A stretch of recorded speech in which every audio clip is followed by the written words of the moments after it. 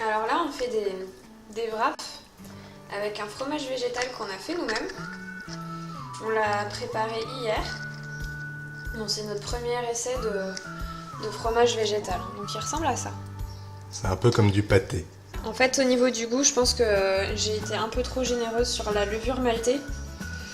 Donc il a un goût de pâté de campagne. Mais il se tient bien, il se coupe bien.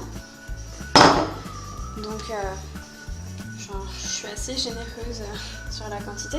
Pour le faire, c'est une petite recette que j'ai chopée pareil sur Google assez rapidement. C'est à base de noix de cajou, d'ail, il y a quoi d'autre, sel, poivre, de l'eau et puis de l'agar-agar. Donc l'agar-agar c'est une algue il me semble. Ouais, ça fait qui vraiment... permet de donner de la consistance à des préparations en cuisine. Donc ça va de la mousse à de la gelée. Il faut en mettre très peu, ça se présente sous forme de poudre. Il faut en mettre très peu dans de l'eau qu'on fait bouillir pendant 1 minute jusqu'à 5 minutes. Ça dépend de la quantité que vous en avez, la consistance que vous souhaitez. Et puis voilà, hier pour faire le fromage végétal, ça a pris même pas 10 minutes quoi. Bon, sans compter le temps de trempage des graines. Donc là, c'est la deuxième fournée de wrap. Hein. C'est ça. On approuve, c'est vachement bon. Donc là, je rajoute du paprika. Et pour le coup, c'est très sain. Il y a juste la pâte à wrap qui limite pourrait être un petit peu, on va dire, mauvaise en termes de glucides, Bon, c'est dimanche. mais ça reste un plaisir du dimanche assez honnête, on va dire. Bon là, nous on est végétarien strict et on essaye d'arrêter en fait le fromage, sachant que les œufs on n'en achète plus. Et donc ça fait un bon remplacement, effectivement. On essaye de trouver justement des substituts au fromage d'origine animale parce que bon, c'est aussi cruel que... Si ce n'est plus. Si ce n'est plus que l'abattage des animaux, sachant qu'en fait pour faire du fromage, vous vous dites souvent, enfin on se dit souvent, on n'est pas épargné non plus, on se dit souvent que les animaux ne souffrent pas, mais les vaches sont inséminées en permanence et elles se font enlever leur veau avant même maturité. Hein, et elles se refont inséminer directement après. Normalement, elles devraient avoir une espérance de vie bien supérieure à ce qu'elles ont actuellement, c'est-à-dire que là, au bout de 5-6 ans, elles meurent des chutes d'une mamite. Des fois, elles se laissent même dépérir de chagrin parce que leur bébé est parti. Hein. Donc c'est assez malheureux quoi. On se dit qu'on les tue pas directement, mais c'est une mort assez cruelle à petit feu. T'en penses quoi des vaches, toi? Les carences, les protéines, le fer, etc. Est-ce qu'on arrive à s'y retrouver? Bon, là, on a une petite dose de légumes. Hein. C'est pas énorme, mais bon, on peut en manger à côté. On a une dose de protéines grâce au pâté, grâce au fromage. Au fromage pâté. Donc c'est des graines. À l'ail.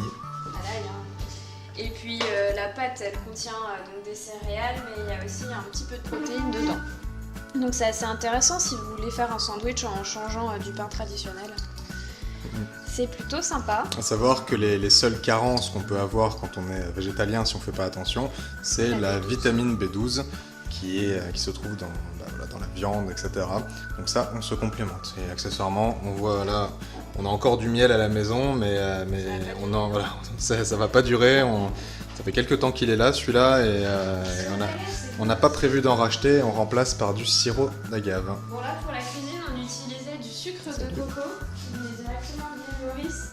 Mais j'ai fait mes recherches sur la maladie de Lyme et je pense qu'on va chercher du sucre de bouleau qui est moins inflammatoire apparemment.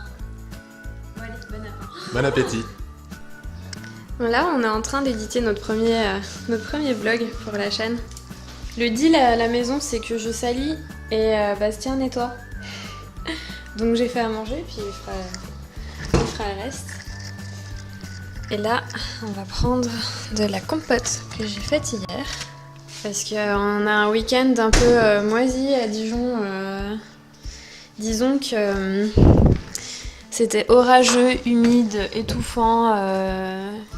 Il y avait des averses de temps en temps. Donc ça sentait bon la pomme et la cannelle quoi. Alors, on va prendre ces petits pots. C'est mignon, ça fait mamie. Mamie compote.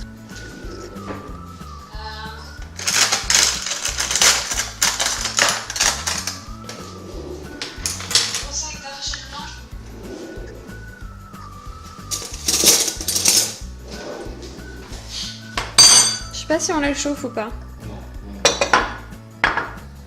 J'aimerais bien changer de bouilloire parce que celle-là elle est en plastique. Et bon bah là vu que j'ai fait maths sup, que je suis très intelligente bien sûr, j'arrive pas à ouvrir le pot. Non c'est pas vrai, hein, j'ai pas fait maths sup. J'ai du mal à compter jusqu'à 10. Hein. Merci.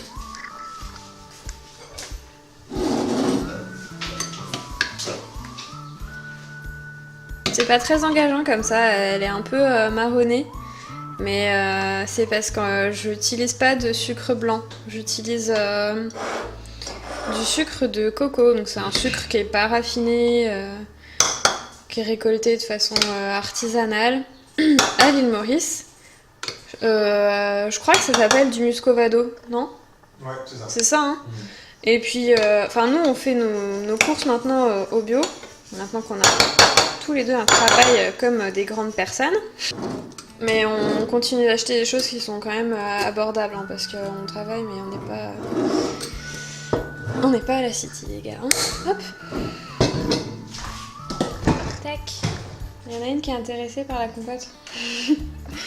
T'as une tête de gorée, un peu. Avec ton gros nez.